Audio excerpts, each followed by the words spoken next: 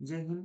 नमस्ते विद्यार्थी मित्रांनो. आताच्या व्हिडिओमध्ये आपण M.Com part first semester first 2025 pattern मधील ॲडव्हान्स अकाउंटिंग अँड टॅक्सेशन या ग्रुपमधील डायरेक्ट टॅक्स या विषयाच्या क्वेश्चन पेपरचा फॉर्मॅट आणि इम्पॉर्टंट क्वेश्चन्स आपण स्टडी पर्पजसाठी बघणार आहोत. तर विद्यार्थी मित्रांनो, परीक्षेला सामोरं जाण्यापूर्वी तुम्ही हा व्हिडिओ निश्चित बघा, जेणेकरून तुम्हाला 2025 पॅटर्न जो काही बदललेला आहे, त्या बदललेल्या पॅटर्ननुसार आपण हा व्हिडिओ केलेला आहे. त्या पॅटर्नची तुम्हाला माहिती होणार आहे.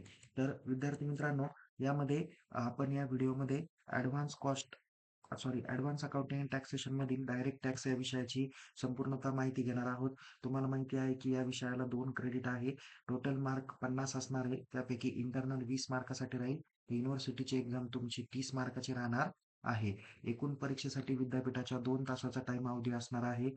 पासिंगसाठी तुम्हाला 50 पैकी 20 मार्क लागतील. त्यापैकी इंटरनलला तुम्हाला 20 पैकी 8 मार्क लागतील. तर युनिव्हर्सिटीची एक्झाम जी काही 30 मार्काची होईल त्यासाठी तुम्हाला किमान 12 मार्क लागणार आहे. या विषयाची क्वेश्चन पेपर इंग्रजी माध्यमातून येणार आहे. ओके. सो क्वेश्चन पेपरचा फॉर्मॅट पाहूया विद्यापीठाच्या परीक्षेचा. परीक्षेमध्ये एकूण तुम्हाला 4 प्रश्न विचारले जातील. त्यातील पहिला प्रश्न हा तुम्हाला कंपल्सरी सॉल्व्ह करायचा आहे. तर रिमेनिंग जे काही क्वेश्चन्स आहे म्हणजेच question number second, third, fourth या 3 प्रश्नांपैकी 2 प्रश्नांची उत्तरं तुम्हाला या ठिकाणी लिहायची आहे. यामध्ये पहिला जो काही प्रश्न आहे तो फिल इन दी ब्लँक 6 मार्काला विचारले जातील. म्हणजेच प्रत्येक चॅप्टरवरती तुम्हाला 3-3 किंवा कदाचित 4-4 एम-सी-क्यू टाइप प्रश्न विचारले जातील. त्यापैकी कोणतेही 6 लिहायचे. जेवढे विचारले तेवढे लिहिले तरी काही हरकत नाही. बरोबर 6 कन्सिडर केले जातील. Question number second descriptive type question आहे जो चॅप्टर नंबर 1 वर आधारित आहे. त्यासाठी 12 मार्क्स आहे.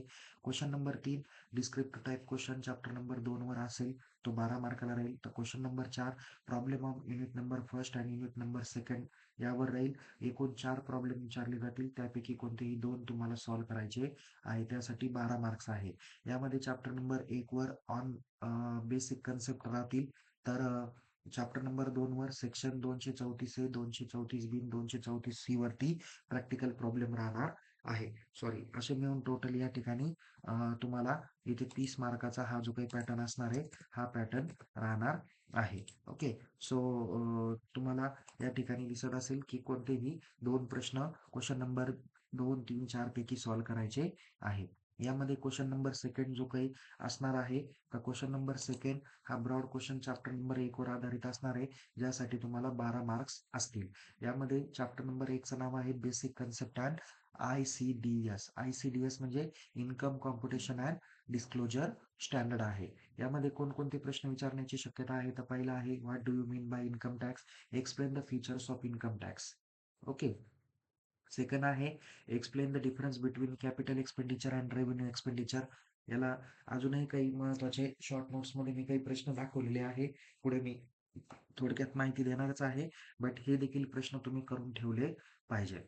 नाहीतर कॅपिटल इन्कम, रेव्हेन्यू इन्कम हा पण एक डिफरन्स तुम्हाला विचारला जाऊ शकतो. पुढे आहे define the term of tax. What are the different types of taxes in India and difference between the direct tax and indirect tax. असा प्रश्न हा महत्त्वाचा प्रश्न आहे. तो विचारण्याची शक्यता आहे. नेक्स्ट आहे explain in details introduction of income computation and disclosure standard. Okay.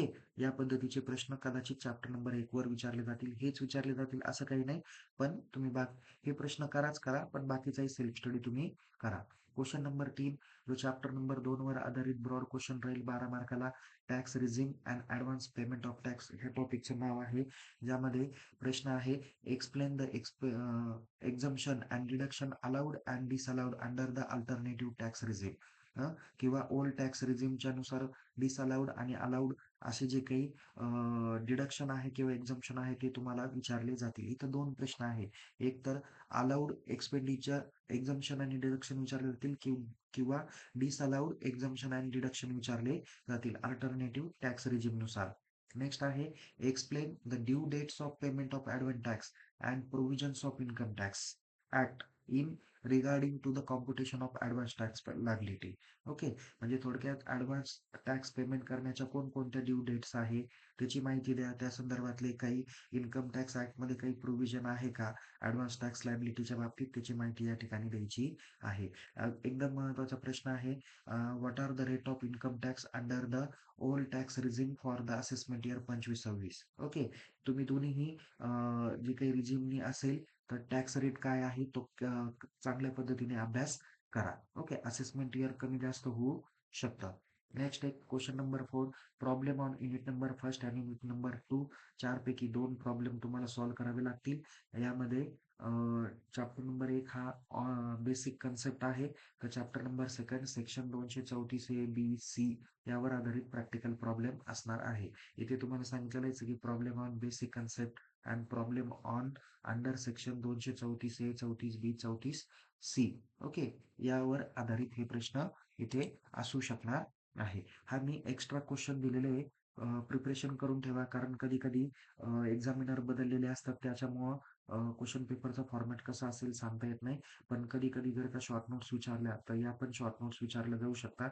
Question number 5 म्हणून तुम्ही या गोष्टीकडे बघून राहा. ओके, त्याच्यामुळं हा पण प्रश्न तुम्ही काळजीपूर्वक करा. याच्यातील काही प्रश्न तुम्हाला ब्रॉड क्वेश्चनला पण विचारले जाऊ शकतात. ते म्हणजे assessment year, previous year, advance payment of tax, methods of accounting, capital expenditure and revenue expenditure, capital income and revenue income, rate of income tax under old tax regime, features of income tax act 1961. Okay, difference between direct tax and indirect tax, assessee, income, advance tax, income tax act 1961, agricultural income, person, असे काही महत्त्वाचे तुम्हाला short नोट्सला मी हा extra question दिलेला आहे. कधी कधी इथं जरी तुम्हाला दिसत असतील की टोटल 4 प्रश्न आहे, पण कधी कधी 5वाही प्रश्न विचारला जाऊ शकतो. त्यामध्ये तुम्हाला पण ऑप्शन असं देतील ते की कोणतेही 2 प्रश्न सोडवा question number second, third, fourth, fifth पैकी, म्हणून तुम्हाला या ठिकाणी मी सांगितलेले आहे. ओके, सो विद्यार्थी मित्रांनो, या व्हिडिओमध्ये आपण ऍडव्हान्स अकाउंटिंग अँड टॅक्सेशन मधील डायरेक्ट टॅक्स या विषयाच्या क्वेश्चन पेपरचा फॉर्मॅट आणि important question for study purpose बघितलेले आहे. ज्यामध्ये शैक्षणिक वर्ष 2025-26 पासून जो एमकॉम पार्ट फर्स्ट सेमिस्टर फर्स्टला 2025चा पॅटर्न आलेला आहे, त्यानुसार मी तुम्हाला ही क्वेश्चन पेपरचा पॅटर्न सांगितलेला आहे. अधिक माहितीसाठी आपल्या युट्यूब चॅनलला सबस्क्राईब करा, टेलिग्राम चॅनलमध्ये सहभागी व्हा, लिंक डिस्क्रिप्शन बॉक्समध्ये देण्यात आलेली आहे. पुन्हा भेटू, तोपर्यंत या व्हिडिओला लाईक करा, शेअर करा आणि ह्या यूट्यूब चॅनलला सबस्क्राईब करायला विसरू नका. आपल्या सर्व विद्यार्थी मित्रांपर्यंत देखील तुम्ही ही माहिती पोहोच करा. तोपर्यंत टेक केअर. जय हिंद. धन्यवाद.